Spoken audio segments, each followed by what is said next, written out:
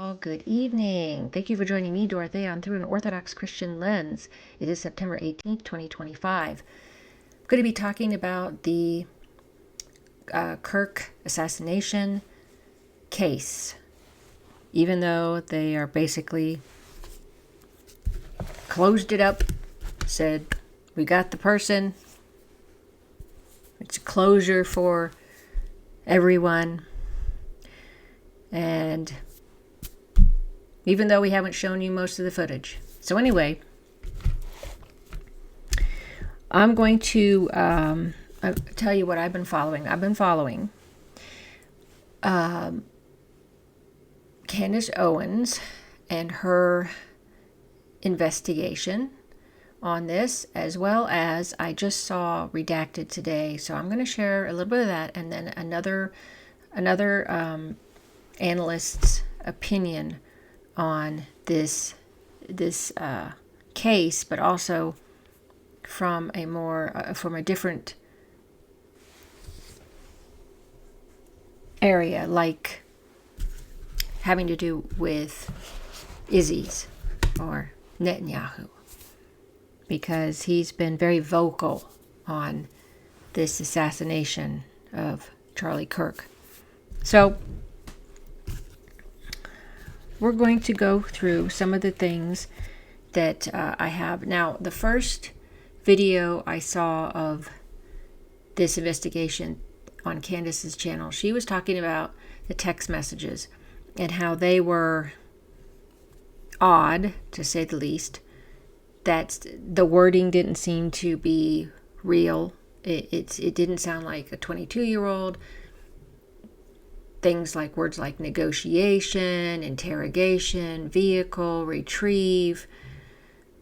Those are the ones off the top of my head.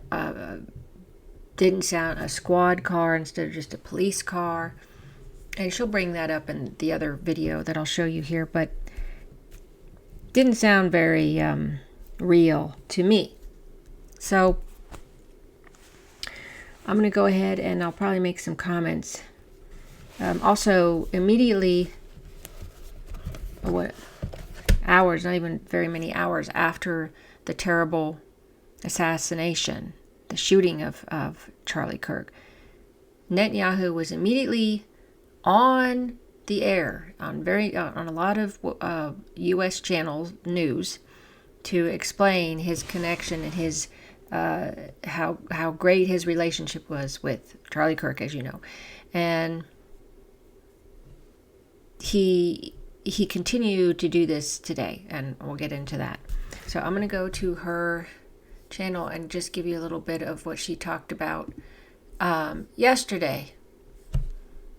Then they can make perfect sense. That's the only way. You just have to stop thinking. You got to get to that point where you're like, are we still talking about Jeffrey Epstein? No, to be fair. Now we are more broadly considering how stupid the feds believe that we are. And the frankly obnoxious messages that someone strung together must clearly be for either our or their own entertainment. So I want to hyper-focus on those. I want to actually hyper-focus on what exactly is wrong with these text messages between Lance and Tyler. Now, first and foremost, the obvious thing, there's no timestamps. Right away, major red flag. Very easy to say, he sent the first message at this time. It's a part of your investigation, right? Everybody is on edge globally wanting to know what happened, and they just remove that. But don't worry, you guys, because like I told you, one of the things that me and Charlie always believed in was that we could work harder. And I got to tell you, these devils are working pretty hard, but we can work harder than them. Yes, so that's one of her first good points, is no timestamp. Even when I was doing some transcribing, if you do transcribing of videos, you have to have a timestamp. Well, it's the same when you're transcribing somebody talking. You have to have timestamps, and then you need that in a written message. You have to put that down as well. So here she is talking about that. Okay, and I decided to go back and, on the basis of what Tyler Robinson allegedly writes to his lover, I decided I could work them into the timeline. I could work out an approximate timeline, at least, for us to look at visually for when they had to have been sent on the basis of what he's saying, right? Because he says certain things that were not revealed to the public at a certain time. So we're going to do that. I also want to point out the fact that the language, which many people said online, somebody actually left a very funny comment. It's like borderline poetic. He's got commas in there. It's like perfect English. And that's actually a striking contrast compared to what's inscribed on the casings, right? Well, that's a good point there too, as well. That the text messages are a lot more formal. And then supposedly these etched cartridges, whatever you call those things, from the gun, the bullets. Yeah, that sounded like a regular. Well, that sounded like more like a teenager anyway. Goes through all of these memes that he's written, and I'm not hip to the lingo. Okay, you got to be real deep internet and hip. But for whatever reason, when he's writing these messages, he's very proper, extremely proper, right? What really wants to make sure he gets the punctuation correct. Anyways. Let's just dive right back into the timeline. Let's dive right back into this conversation. And we're at first going to focus on the third message. And don't forget just to lead up into this. They are telling us that at no time that we're allowed to know on September 10th, after Charlie Kirk was shot, the roommate, that's Lance, received a text message from Robinson, which said, "Drop what you are doing, look under my keyboard." And so Lance, I don't know what he does all day, but he can do that. He knows he's home. And Lance then runs. I'm saying he ran, prances, who knows, and looks, and he sees this note. And to be clear, we're never going to be able to see that note because the feds have since told us that the note was destroyed. But even though he destroyed the note, he took a picture of it. Yeah, that makes sense because if you're going to destroy something, the best thing to do is to take a picture of it. The feds saw the picture, but we're not going to be able to see. Again, she's making another good point here. You taking a picture of something you supposedly destroyed. That is not likely, especially if somebody's trying to hide something. Either. Anyways, don't think about it if you want it to make sense. Then we find out that Lance, I guess, decided to take a picture and then text Tyler back. And here is where he asks him, Lance says, "Tyler, what? You're joking, right?"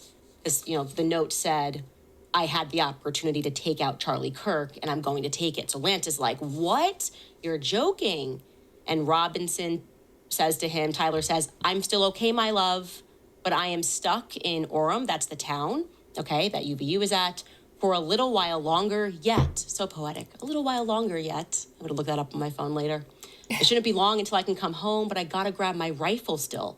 To be honest, I had hoped to keep this secret till I died of old age. I'm sorry to involve you." Now, I want to jump to this next message because it gives us a timeline. He says to him, I assume right away, Lance says, "You weren't the one who did it, right?"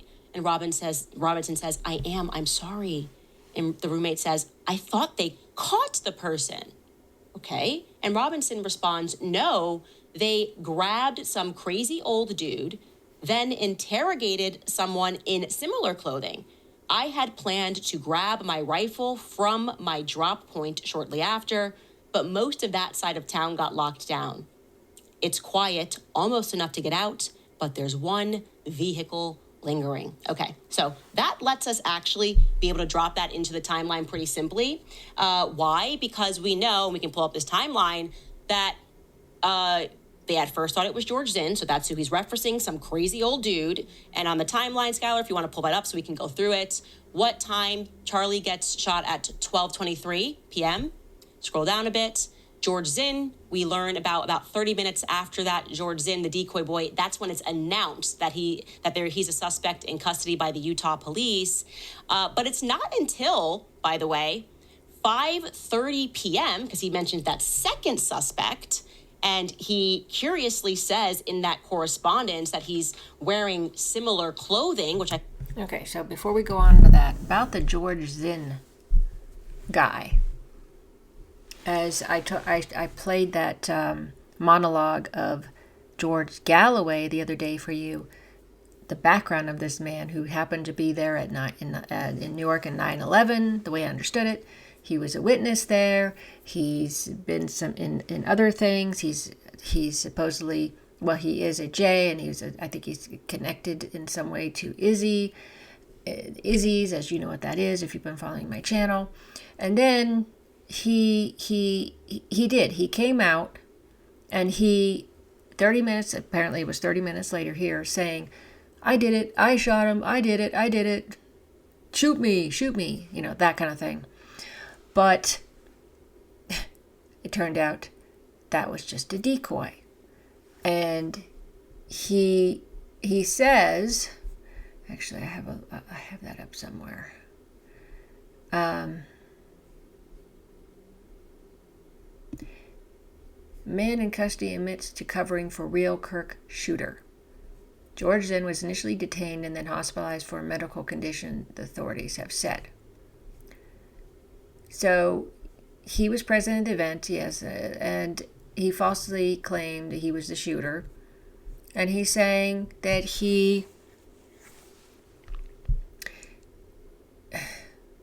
statement released Tuesday, Utah County Sheriff's Office said that Zinn began yelling that he had shot Charlie Kirk shortly after the attack. Police officers detained the man, who then had to be hospitalized over a medical issue. I wonder what that is. While at the hospital, Zinn told the personnel that he had falsely claimed responsibility for the murder to hinder law enforcement's response, according to the sheriff's office. The man is said to have later confirmed to police that he had sought to allow the actual suspect to flee. There's no evidence that he colluded with the shooter. Okay. At first, we ask why he was there in the first place, as George Galloway had said. He asked, why was he there? All of a sudden, he pops up at this event that is really nothing that George Zinn would have been interested in, as far as we could tell. But then he's saying here that he was a decoy to allow the actual suspect to flee. So he was there to be a decoy. So if you go by that, I mean, he could just be somebody who's really mentally unstable, but why is it that he wanted to allow this? Did he know that Charlie was going to be shot? That's something to think about, because the fact that he put on this act, I'm wondering if he knew something. And just because they say that there's no evidence, look, I don't trust very much at all of what the feds say, just like I feel the same way that Candace does. There's been too many things like this happening in the past. This is like a pattern, as I said before. But in any case, it's very strange, this whole thing regarding Zinn. I just wanted to share my thoughts on that. Let me go back to the video. Find to be strange, we don't know what that second suspect is wearing until 5:30 p.m. When Governor Cox, 12 minutes into a press conference, the press conference began at 5:30 p.m., mentions that the second suspect, who is a person of interest, is wearing all dark clothing. So the earliest that message could have been sent out is after 5:30 p.m. I think it's unlikely, because I think, again, this is all made up, these messages, because he says wearing similar clothing. Okay, he tells us dark clothing. What's similar about that? This guy allegedly, when he did this, was wearing black jeans. Dark jeans and a black shirt. So that's like everyone on campus, okay? Nobody in the press conference says, we picked him up because he was wearing something similar to the shooter. So that language right there is actually a mistake from the feds. But again, it allows us to be able to plot it into the timeline. So that's good. Okay. Timeline is back up here. And we then know Kash Patel tweets that the subject in custody has been released. Our investigation continues. That was a mistake. The guy in the darker clothing, we don't know who that is. And then it's after, again, like I said, that these correspondences then had to take place. So we're talking about late in the evening, okay, 6 hours on. I'm wondering what it is that Tyler Robinson is doing throughout this entire time. Skylar, you can keep this up because I want to keep scrolling, okay? What he's doing throughout this entire time, because that's a very long time for him to be just around campus. But then luckily, he's going to let us know what he's doing, right? He's going to jump right in here and he's telling us that he's close to the scene. We know in this conversation that he then says to Lance that he's looking to get that rifle, right? He says, I'm wishing I had circled back and grabbed it as soon as I got to my vehicle. I'm worried what my old man would do if I didn't bring it back. Oh, I'm sorry. Let's actually go earlier. He then tells us his alibi, which is amazing, right? He's saying, I'm lingering around there. I'm trying to get the vehicle. And then, of course, as you always do when you're trying to clean up things, you then spell out your alibi, right? Exactly. Nobody would do that. No murderer does this kind of stuff. Lance asks him, why did you do this? And Robinson says, I had enough of his hatred. Some hate cannot be negotiated out. If I am able to grab my rifle unseen, like I'm trying to clean up the scene, but also I'm telling you exactly what my motive is here, I will have left no evidence. I'm going to attempt to retrieve it again. Hopefully they have moved on. I haven't seen anything about them finding it. Okay, so we are now late in the evening. He's still hanging around. The roommate then comes and says, how long have you been planning this? He says, a bit over a week, I believe. I can get close to it, still trying to get close to that rifle. So I'm wondering if maybe the feds might drop us some footage, right? We should be able to see some footage. He's got to be idling in his car. You've been speaking about how he has this car. I'm assuming he's not just sitting in the woods or sitting on a sidewalk. This is a quote unquote manhunt. So where is he casually sitting, lingering, loitering? I don't know, but that would be some pretty good footage that they could release if they don't want us all to become a conspiracy theorist, okay?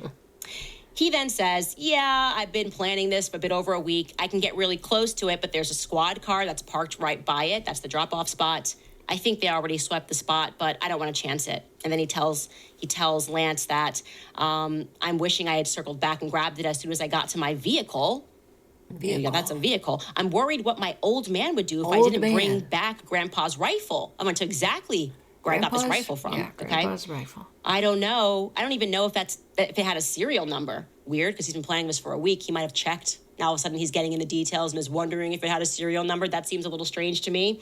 But it wouldn't trace to me, of course, because you just told us in writing that it's your grandpa's. Definitely trying to cover your tracks. I worry about prints. I had to leave it in a bush where I changed outfits. Okay, we're going to get to that. Focus on the changing outfits. That's a really important piece of this, and that is why I am now a confirmed conspiracy theorist on this, okay? I left it in the bush where I changed outfits, okay? Mm-hmm. I didn't have the ability or the time to bring it with. I might have to abandon it and hope that they don't find prints. How the F will I explain losing it to my old man? Only thing I left was the rifle wrapped in a towel. That's the only thing. Otherwise, it was a perfect job. It was top of the line, professional job. The only thing I left behind was the weapon with my prints on it. Oh, my gosh. Yes. You know, I feel the same way. All I left was the weapon that I used and my prints, you know, so you can find it. And I reassembled the gun, the rifle, so that you could see that, how it looked. That's the other thing, you know, from the beginning of this, people were saying, you know, how could he disassemble this rifle in such a short period of time, you know, a few minutes, and then reassemble it, and then disassemble it, then reassemble it. It just, this is a joke. It really, I mean, they really, I agree with her, they really think we are that stupid. And the fact that he left it there in that particular spot, so the woods, she'll get into that later, but it seems very odd that he would leave it there. I'm not quite sure why he even left it in the first place. Does anybody even understand why he left the rifle there? And if what he decided, as she's saying, he's just sitting there for so many hours around the campus, that doesn't make sense either. If a murderer has killed their victim, they don't stay at the scene of the killing. They get out of there and they don't stay around. So I'll go on here. Right, like that's kind of amazing. Okay. Then he, of course, explains, remember how I was engraving the bullets? The effing messages are mostly a big meme. I know I speak proper here, but it's just a meme that I was writing. I wrote, notices bulge.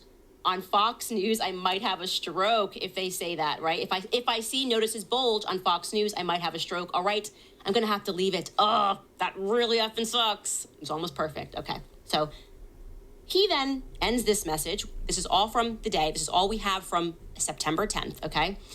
Judging from today, I'd say Grandpa's gun. I want to make it very clear. This is Grandpa's gun, okay? Nobody should question this narrative because he has put it all here.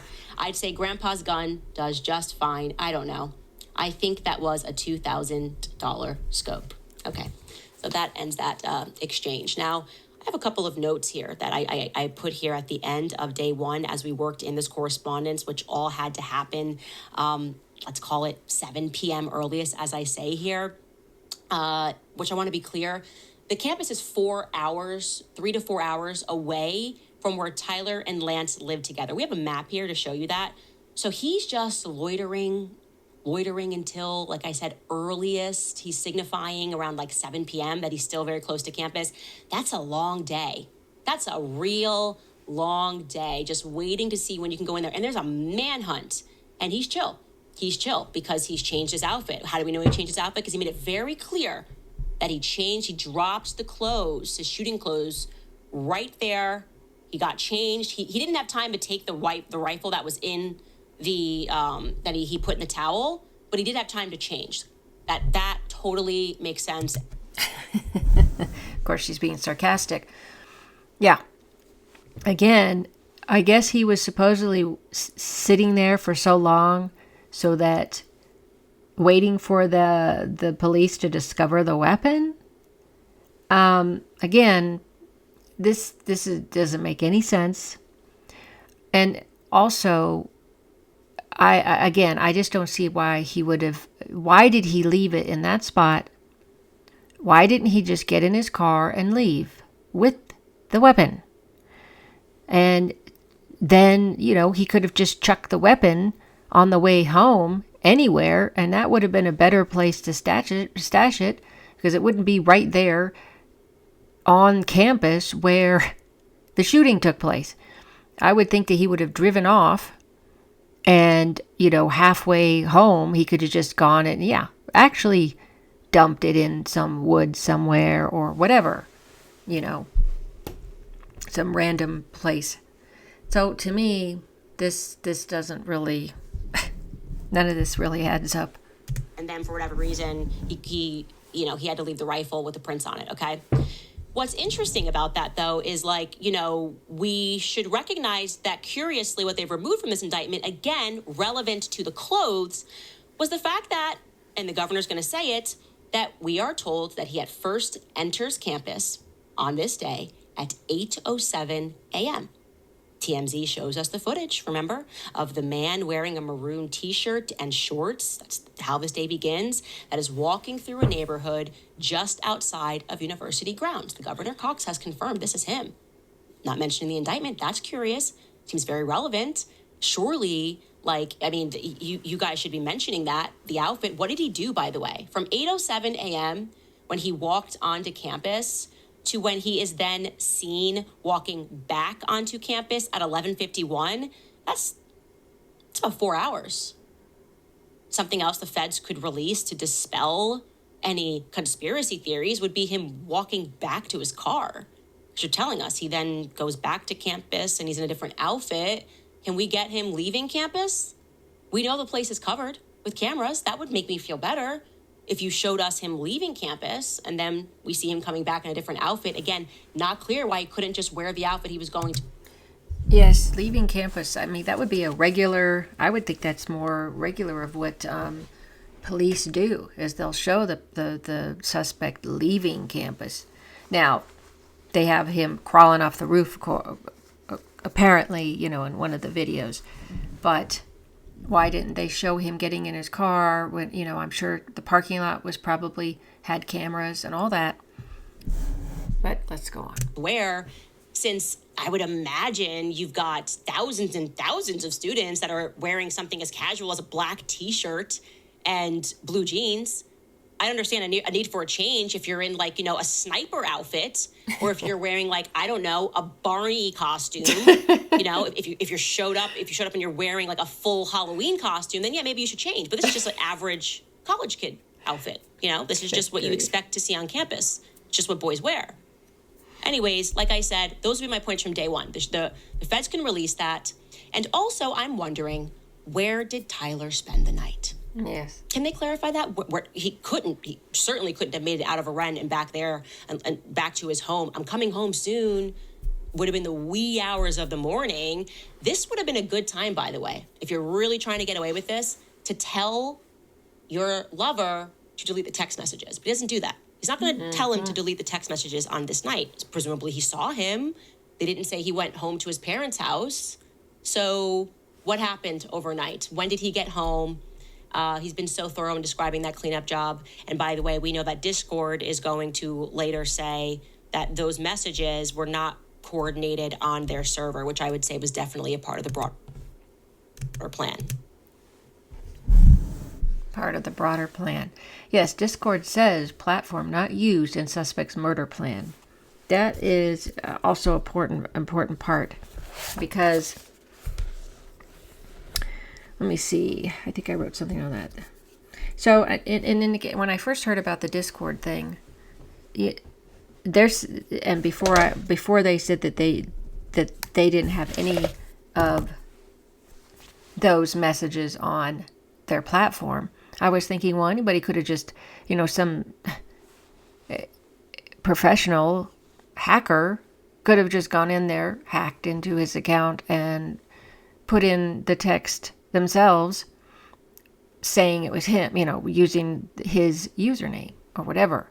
So to me, that could have been an issue, but apparently it wasn't even in there at all. Okay. Let's get into September 11th, because a lot happens here, and you are going to really see what I see here, and we need to demand answers, okay? So on September 11th, we are presented with the first FBI press conference where they confirm that they have found a weapon in the woods. Let's take a listen to a bit of that. This morning, I can tell you that we have recovered what we believe is the weapon that was used in yesterday's shooting. It is a high-powered bolt-action rifle. That rifle was recovered in a wooded area where the shooter had fled. So the FBI laboratory will be analyzing this weapon. Now, I wouldn't say the shooter had fled, just based off of he was just kind of lurking around, ringing to go get his weapon back, okay? For a long time, but whatever. Let's go with that. Which, then again, what we have after that 7 a.m. press conference is that exclusively our resident guys over at the New York Post, every exclusive ever, Jeffrey Epstein's death pictures, Ghislaine Maxwell found at an In-N-Out. It's always the New York Post, okay? I view them as a feds. If I'm the feds and I'm trying to make this seem like this is organic, I wouldn't give it to the New York Post, because we're in Utah, and so cops are probably not leaking to a New York-based publication. But whatever, they have the exclusive. They're the ones that reveal the photo. They always have the exclusive, okay? And they show us the gun in the shooting. Their article publishes at, and by the way, my timeline is all based in Mountain Time. So that says 11:21 a.m. Eastern. They publish at 9:21 a.m., 2 hours after that first press conference, and say exclusive. They are the ones that drop the trans narrative. They say these things are found on the bullets, okay? And then just 7 minutes later, the FBI, Salt Lake City, drops static images of the alleged shooter walking up the stairs, okay? By the way, this picture, these images of this man, I saw some on X showing the comparison between Tyler Robinson's face and this man's face, and they don't really match up. What I noticed right off the bat was their lips don't match up. They aren't the same. They don't have the same fullness. They don't have the same exact shape. So that was kind of odd. And of course, there was the whole thing on him shoving his rifle in one piece, apparently, down his pant leg. And they had some video showing this person limping along to not bend his knee much because of the gun being in there. I have no idea if that's even true or not. It just seemed like it didn't look like you could actually see any gun, because it would be like a gun outline, at least something of the barrel and everything, the rifle. It just, and I just don't think it could be possible to do that in jeans like that. I agree with Kim Iverson's take on that as well. But just to say that while she was talking, I wanted to share my thoughts on that. Now we can see on our timeline, that's around 10 a.m. in the morning, Salt Lake City time, Mountain Time. So we can then assume that everything else that's about to happen that I'm going to tell you had to have happened, okay, between approximately 10:30 and 7 o'clock p.m., okay? I have a source, and everything the source has told me that has happened when we were lied to publicly has proven to be correct. So I am very inclined to believe this source on a couple of other things. And when I speak also to Lance's family, they are confirming what this source is telling me. So we're going to go through this 10:30 a.m. to 7 p.m., all of the things that then took place. So they released the photo. And then we are told, as my source initially told me, that it was the mother who recognized Tyler, and she phones him up. Tyler says, "Mom, I'm sick." She doesn't believe it. She loops in Dad, okay? Dad then texts and he calls Tyler. And at this point, we can jump back into day 2 of our messages, because Robinson says to Lance, "Delete this exchange. My dad wants photos of the rifle. He says, Grandpa wants to know who has what. The feds released a photo of the rifle, and it is very unique. He's calling me right now. I'm not answering." Okay, so apparently he did answer. According to the indictment, the dad says he didn't answer his text messages, but then the father called him and Tyler Robinson answered, and he tells us that Tyler was suicidal, and that is when they just told him, like, calm down, let's speak to you. They bring over their neighbor sheriff friend, and they agree that he should go in. Now, if he was in fact suicidal, you don't get that vibe from these messages to his lover. No, you don't. And here's the sheriff speaking on that particular matter that just came out a day ago. Trying to get him to come in voluntarily. During that phone call, some information was provided about Tyler potentially having some suicidal ideations, was en route to a remote area of Washington County. The parents convinced him not to do that, and conveyed that they would stand by him and help him surrender peacefully. So at that point, that phone call was 1 minute and 41 seconds. Okay. So we heard from him. Right? There's nothing in here that he's like, I can't believe what I've done. Now he slept. We don't know where. He seems to be perhaps on very little sleep. I would imagine he was. He just murdered someone. And he's not indicating in these messages that he's going through any sort of suicidal feelings. Instead, he sends this very odd thing about his dad, who he says he's not answering. He writes, "Since Trump got into office, my dad has been pretty die-hard MAGA." There's something here for everyone if you want to take the low-hanging fruit and think of this as left versus right, right? So if you're like, on the right, you're like, I need to blame the left, then it's like, whoa, the trans thing is here. But if you're on the left, you need to blame the right. Well, Dad was a die-hard MAGA. Yep. Yeah. I've been saying that this is not left or right. This is top issue. We are just the peons, okay? It's always the powerful against the powerless. Although we wouldn't be powerless if everybody, all the masses came together on certain important issues in our country, and then we would be more powerful than those small groups at the top. Anyway, I thought that was a good point because I've seen this on Facebook, and one of my Facebook friends was just talking about that today. Oh, it's terrible. Something's terribly wrong with half of the country. Like as if every person who is on the left are murderers and want people dead. And then, they like to do these broad brush things because it's no different than the fringe on the right. But these are small groups. The far left and the far right are small groups, but they speak aloud and they make it sound like they are this huge group. They're not. This is what people who like to put this stuff out make it appear that way. That there's more of them and that they're out to get us and they're terrible. This is all a psyop, in my opinion, on that issue. Well, let's go back to the video. It's so fed. It's just so federally written. It's amazing. So chaos right here. Anyways, I guess maybe if you're suicidal, that's what you sent. Dad's been pretty diehard MAGA. And then we don't know, again, when these messages took place, but it all had to happen in these 7 or 8 hours. He says, I'm going to turn myself in willingly. One of my neighbors is here. He is deputy for the sheriff. You are all I worry about, love. He seems impassioned here. He doesn't seem suicidal. And then Lance comes back and says, I'm much more worried about you. And Robinson says, don't talk to the media, please. Don't take any interviews or make any comments because the feds want to let you know why it is that we're not talking to Lance, right? They got to tell you. Because Tyler told him, duh. If you're going, wow, if Lance is really not guilty and he hasn't done anything, this would be a good time to speak, right?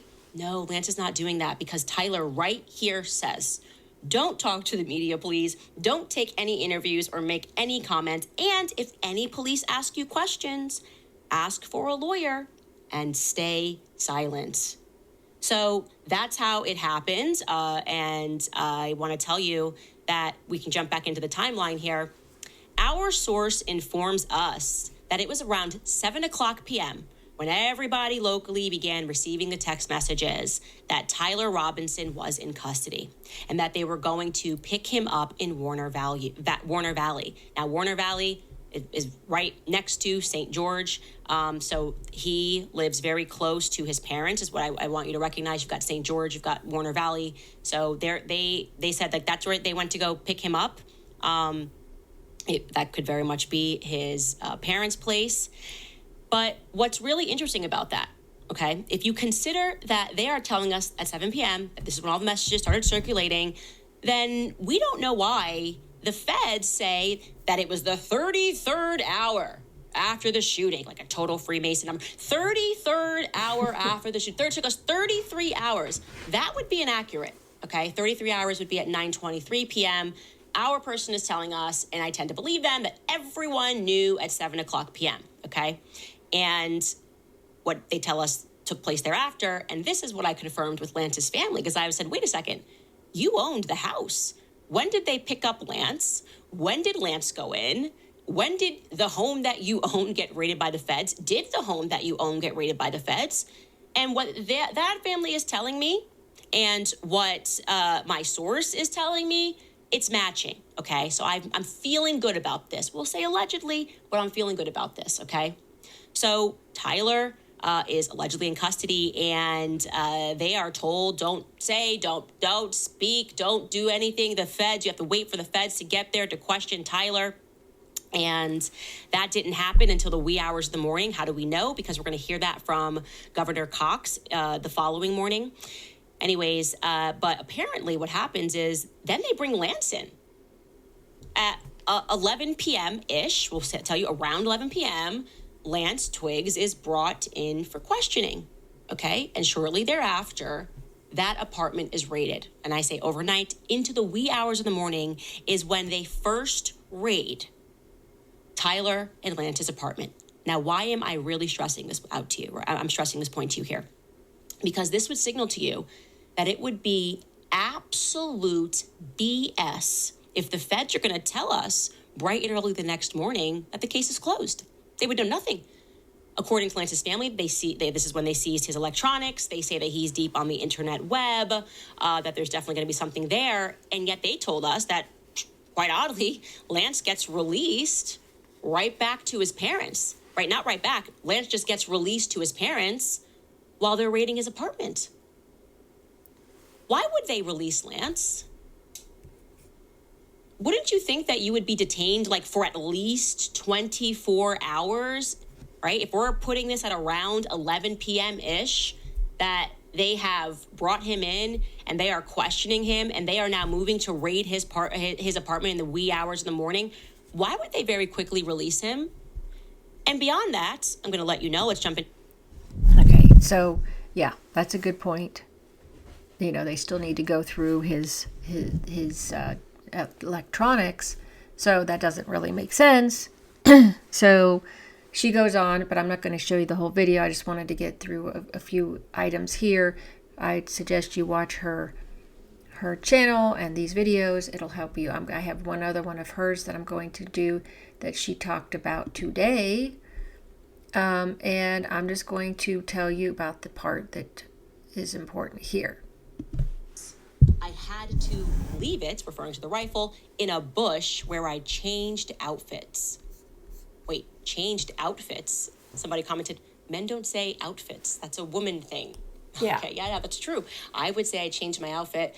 A man does not say, you just say you changed clothes. You would not say. That is very true. An outfit. Outfit is very girly. Okay, so is this AI or is this a female fed that put these messages together? Yes, and my son said, "Oh, it could be. It sound like AI to me," because he's used ChatGPT before, and he's kind of seen how that works. But it could be both, really, both. I'm thinking, leaning towards Fed, but it could be both. We're not feeling like it's Tyler Robinson. That's for sure. Right. Now, another question we ask is if there is this much available footage, why not to relieve everybody, to make us feel like this is not a federal operation? Why not just release anything to the public? Well, the reason is because according to locals, many of which have emailed me, any of the footage that they had, any footage that they found, they immediately sent over to the feds, and the feds told them that they were not allowed to share it at all. Like there was some risk. If you shared this at all, it's not going to be good for you. Like they are kind of being pressured by the feds not to share things publicly. And that's why I would say 9/10 is beginning to remind me of 9/11, right? The feds sweep through everything to make sure that they have all of the footage so that no one can question the narrative that they put out. It makes me think, how long did it take before they were willing to show us any footage of the alleged giant Boeing plane that hit the Pentagon building? We weren't allowed to see that for a very long time. I think someone actually in Congress had to fight to get any footage released, and you had people that were saying, no, it was a missile. Well, they swept everything nearby, so that's what this is kind of reminding me of, a Fed sweep. They pretend that they want more information, but in reality, they want to make sure that they have all of the information, all of the footage, so that they can control the narrative. Except I agree. Sometimes things don't go as planned.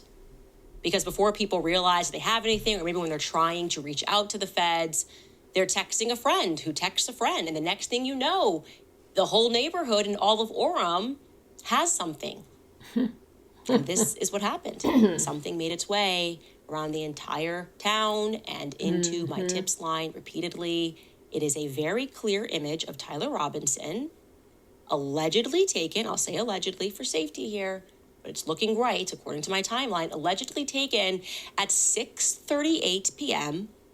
at a nearby Dairy Queen. Here is that photo that we can show you.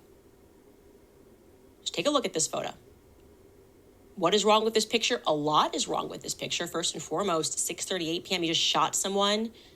You have gone through great pains to hide your face, to change your outfit. But wait, You didn't fully change your outfit, did you? I'm looking at this photo, and you're wearing jeans and you're wearing the maroon shirt. Now we have a 50-50 combo of the outfits, and now you're showing your eyes, and you're not fearful at all that you might be recognized. Also, wow, you must have quite the stomach. You don't have a record. Next thing you know, you shoot someone and you're like, I'm just going to go have a meal. You don't seem to be too shaken or too upset. Something problematic is the location, by the way. We mapped this out. It's about 15 minutes away from the campus at a time when we're told that he's idling by, babysitting the rifle. So you can see, we're showing you, it's about a 17-minute drive away. By the way, on him being, he seems all calm in that picture. In that video where this sheriff is talking, it says on the cover something like, or on the thumbnail, it said, Tyler Robinson was calm and sober. And it just seemed very odd. Calm and sober. And so he's calm and sober. So he definitely wasn't anxiety-ridden or suicidal because he was calm and sober. I don't know how that fits into this, but that I just noticed that's what it said on the thumbnail before I brought this up. Very odd. Very odd. From the campus. So there should be a lot of footage then of this Dodge Challenger driving back and forth. Okay. And like I said, the biggest thing that jumps at me is he looks kind of content there. So he's got to be a full-blown psychopath wearing half of what the feds told us he was wearing in the morning and half of what the feds told us that he was wearing during the shooting. Okay, so why did he text in this exchange at all and say that he changed outfits? When you've just said, I changed my t-shirt, if that's the reality, you just changed your t-shirt and that was enough? Was it just a t-shirt that he changed? The outfit, again, as I sensed yesterday, has always been problematic. I feel the outfit was the Fed mistake. It never made any sense to say that he wore an outfit onto campus, light khaki shorts and a maroon shirt, and then decided to completely change hours later. Because why wouldn't you just change the t-shirt? That actually makes more sense. Every kid wears blue jeans. You don't have to change blue jeans or change out of khaki shorts to avoid detection. That's not going to go, hey, we're stopping you because you're wearing blue jeans. That's not a thing. It would make much more sense if he had just changed his t-shirts. And like I said yesterday, if you were going to change it all, why did you have to leave campus to do that? And shouldn't the cameras have caught you either way? You take a totally different route. Again, there's cameras everywhere. So we can now plot this change, this alleged Dairy Queen stop, onto our timeline, right? We can see that right there. We were very accurate when we started getting really serious about looking at a timeline. I like a clean timeline. We said the first correspondence that allegedly took place between these two had to have taken place between Tyler and Lance after 6:00 p.m. Well, there we go. 6:38 p.m. We get this confirmed photo, or I shouldn't say a confirmed photo, an alleged photo of Tyler Robinson buying food at Dairy Queen off campus on the other side of town. And that's where we can assume, campus is supposed to be on lockdown. Is this supposed to be a manhunt? That's where we can assume these text messages or around this time where Tyler Robinson is signifying that he's close to the scene of the crime. That's where we should be able to find more footage of his vehicle. Maybe you are a shop along this way near that. So he's, as she said, in the middle of a manhunt. He's just hanging, just goes into Dairy Queen and gets himself whatever he got. Yeah, that's really odd as well. I'm going to skip ahead because there's a lot on there. But as I said, go ahead and go listen to her on this, on her channel. Now, the next thing I want to bring up is the redacted, their take on another portion of this incident, this terrible assassination. Just want to share that with you. Instances that paint a totally different picture here raise questions. Was this guy a patsy? That he had perhaps nothing to do with it at all. For one thing, the FBI only released a video that shows the alleged shooter running, but the camera on the building would have shown him laying in a prone position, firing the shot, as you can see here on your screen. So we only get after this individual is running. We don't get him laying in a prone position. We certainly don't get him firing a gun, even though the camera was pointed in that position and would have absolutely covered the prone position of this shooter. The FBI's own video they released on their YouTube channel doesn't show it, but it's alleged in the indictment. They say it, and the Utah state prosecutors say it as well. That they had elbow prints, they have knee prints. He was laying in a prone position and fired this kill shot. One shot, that's all it took. He even saved the shell casing that was found later in the forest. Yes, and what's interesting is Natalie's going to bring this up in a minute. But when I first saw this video a few days ago, I also noticed the same thing she's going to say, which is the fact that there's a few people on the sidewalk just strolling around as if it's a regular day on campus. So I don't know when they officially locked down the school's campus, but the college's campus. But in any case, you have these people just strolling in the midst of right after this shooting, when people were racing, running and screaming out of the area, afraid. They don't know if the shooter's still out there or whatever. Because it's a bolt-action rifle, so you don't pop it out. It would have stayed inside of the rifle. Then they chose, though, to cut off the first few seconds of this video. We'd love to see the actual footage of this, show us him laying there. The thing is, it's happening right at the exact same moment that Charlie Kirk is being shot. When we see him running, we know this because of the timestamp. When you see, of course, the rooftop shot from inside the walkway in the cafe area of the campus. We match that with the video, of course, from inside the university walkway, and you can see him already sprinting as people are ducking. He's already in full sprint as people begin to duck. So he picks up the rifle and runs at just a full sprint, and the people are just now reacting to this. Again, now, do we have the video of him jumping? Because I also have questions about that. When he jumps off, there is a lot of commotion already in the quad area because a shot's been fired and someone's been killed or dead. Why are the people in the background walking so casually at a casual gait if just a corner away from them people are screaming and running? That's exactly what I was saying. So there's a problem here of what they're bringing up. Why don't they show the footage of him actually lying down first before they left that part off? Why are those people walking so casually when a shooting just happened? And I'm sure they heard the shot. It's not like it's a quiet, it didn't have a silencer. And there's just a lot of the timestamp issue again. So that's another portion that was important. Another thing about that Candace had brought up was the issue with the changing of the clothes. She brought that up, and then she said he changed clothes, but he didn't change. 33 hours or whatever it was. He didn't change his clothes the next day, apparently. And the people that knew him well, a student of his, a classmate of his, said that's very unusual because he's very tidy, meaning he's always clean and tidy. And so he would have showered and, changed. The other weird thing is that he kept those clothes on. A murderer wouldn't do that. A murderer would get rid of those clothes altogether.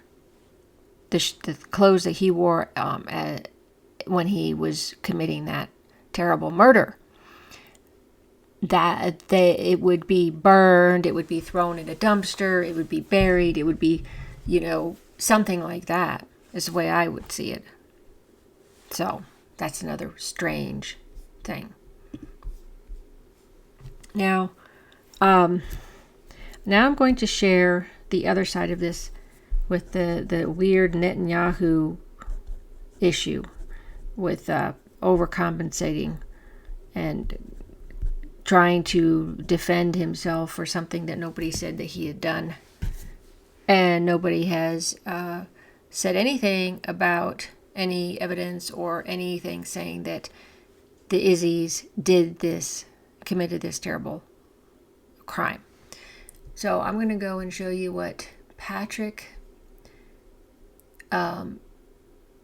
Henningsen says on this whole issue of maybe Izzy being involved. Basis to this historically, what is your understanding? For this Charlie Kirk story, Danny, I think it's important to separate two things. One of them is the forensic case, which is the shooting itself. And a lot of people are calling it an assassination. Charlie Kirk did not hold any public office, so it's a murder. So it's a killing, it's a shooting. I wouldn't call it an assassination.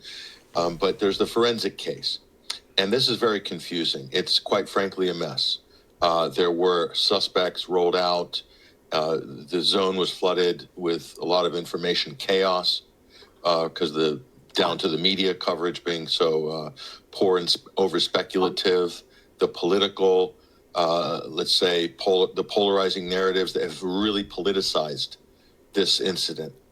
And Charlie Kirk was no stranger to controversy and divisiveness and polarity in the country. Just generally is in that state right now in America. So that's one thing. And they do have a suspect in custody, but to date there's a lot of information missing.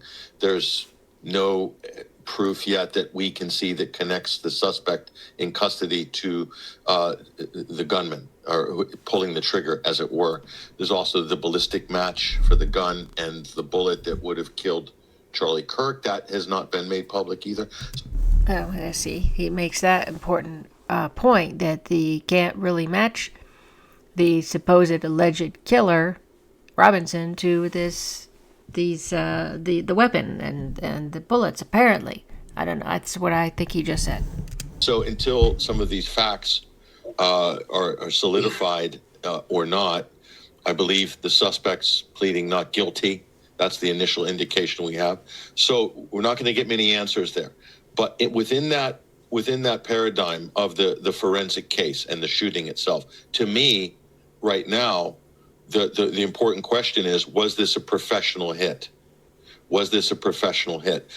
Or was it just some unhinged, as the media and the right-wing press are trying to categorize as some unhinged left-wing progressive ideologue, pro-trans, et cetera, et cetera. I tend to ignore all of this noise because there's a lot of disinformation coming out along those lines, including what was inscribed on bullets and the bullet casings and so forth. A lot of this stuff, some of it has been walked back. Some of it is still floating out there. Again, too early. But is it a professional hit? Because if this is a professional hit, that changes the way you should be looking at this generally. Then it becomes a high-stakes game of politics, maybe even a high-stakes game of geopolitics. Okay, so that's the important question. Was this a professional hit? And to me, try this trick for 15 days and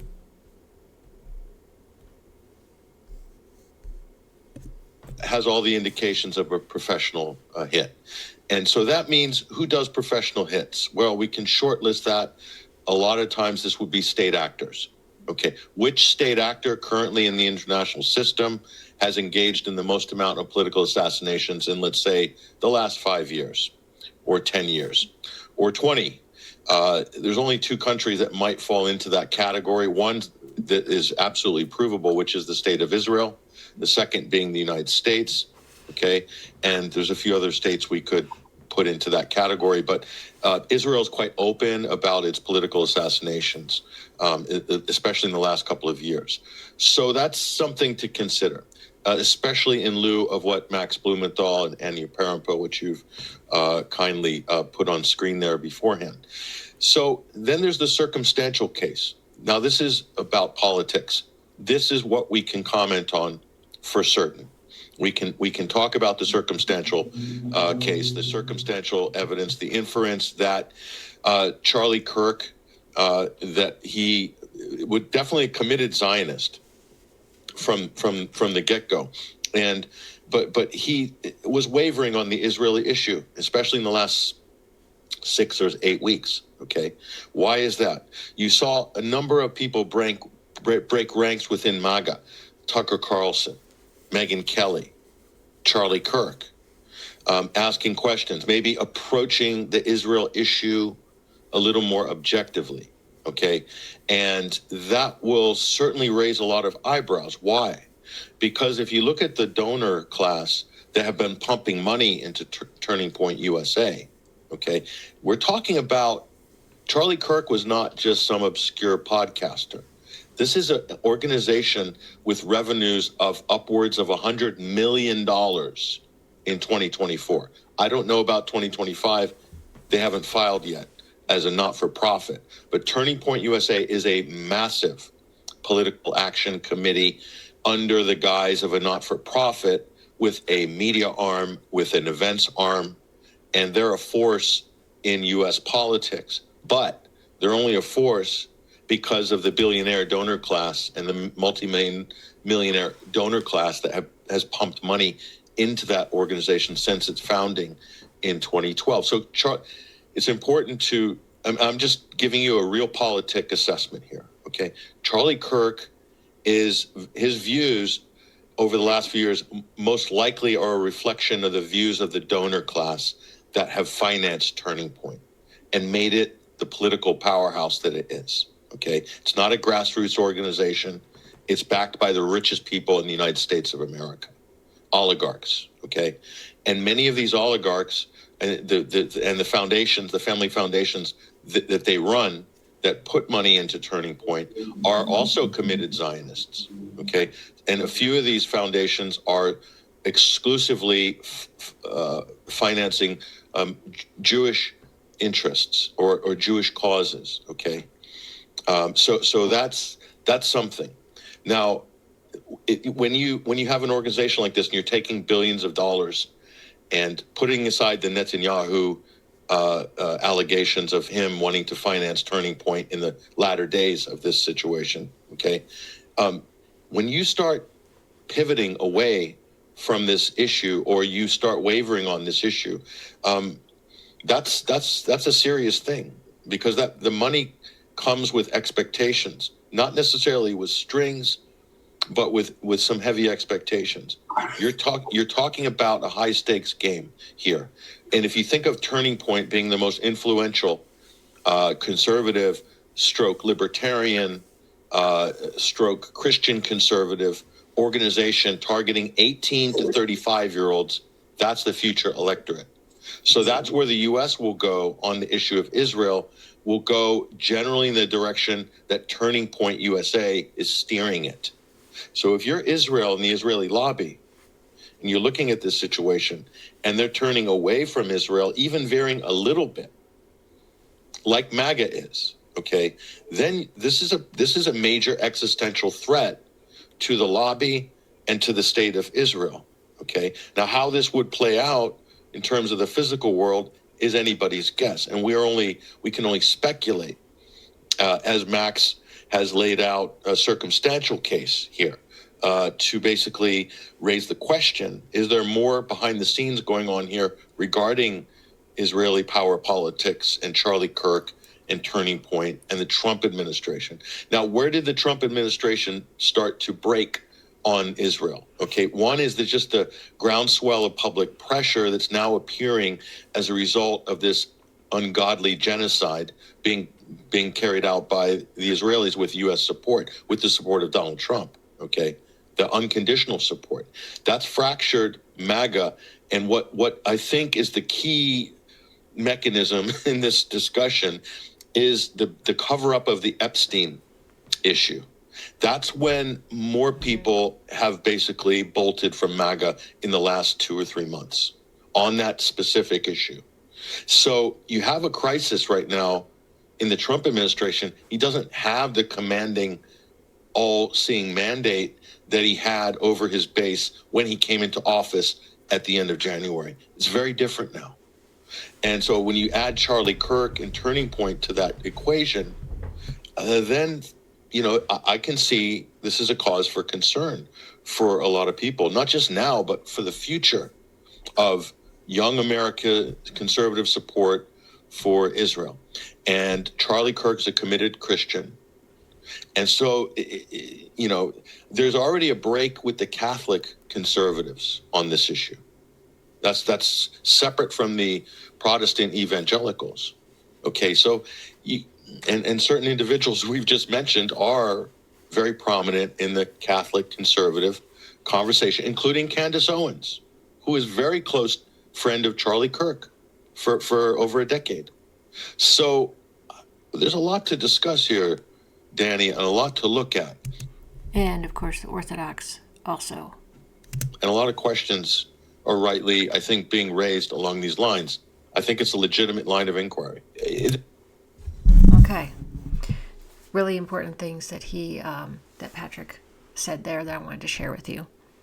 So, we have all that information I shared with you. I assume that some of the people watching my channel probably have been following this case. It was such a huge, tragic event. I think people who follow Charlie or did or watched his videos probably they would be following this, and then people like me who weren't following him but just happened to catch it on X, his shooting, the shooting of him, that was horrible. You don't get over that really easily, because I am not, as I said, I don't do well with violence, and it was unexpected to see that, and it's something I'm not going to forget easily. And so I feel a lot. There's a lot of there was some trauma from that, and I feel a lot from it. And so I started to really invest my time in learning more about this case. And I just, sometimes that happens with certain cases, that come out every now and then that are televised and made and people follow. That happens, as you know. In any case, a lot of things here that I discussed, and I hope you got something out of it. Let's see if I forgot anything. I don't think so. I don't know if Candace will be able to talk to Tyler's parents, but I mean, that whole thing is very odd. I really just don't feel like Tyler Robinson is the actual killer. I feel like, and I mean, I know other people think there's other people involved, and of course that's how I feel. But if you could see this pattern of, they were talking about on Redacted that they're already paving over the area where the murder took place, the crime scene at that college. And it reminds me again of the Butler, PA attempted assassination that supposedly crooks had done. And they hosed down the evidence in less than 48 hours, or about less than 48 hours, somewhere around there. Well, it was definitely less than 3 days, okay? And then they cremated his body so quickly. What were they afraid was going to show up on that body? Did they not ever take the bullet out of him? They're going to check where that bullet came from, okay? From what weapon, and where that actually came from. And they say it was the Secret Service. Okay, but the point is, that shouldn't... It's just unbelievable that happened so quickly. I've just never seen anything like that. And then the same thing with 9/11, all of that metal from the towers was sent off on barges to China. And that's all crime scene evidence. And it's just all seems to be kind of like the same thing going on here. There was a video, there was a camera right behind Charlie Kirk that a TPUSA member took down within 5 minutes of his being shot, the way I understood it. So this whole thing seems very odd. It smells fishy. It doesn't really pass the smell test, as they say. Anyway, I wanted to share that with you. I hope you got something out of it. Thanks so much for watching. Thanks so much for following my channel. Until next time.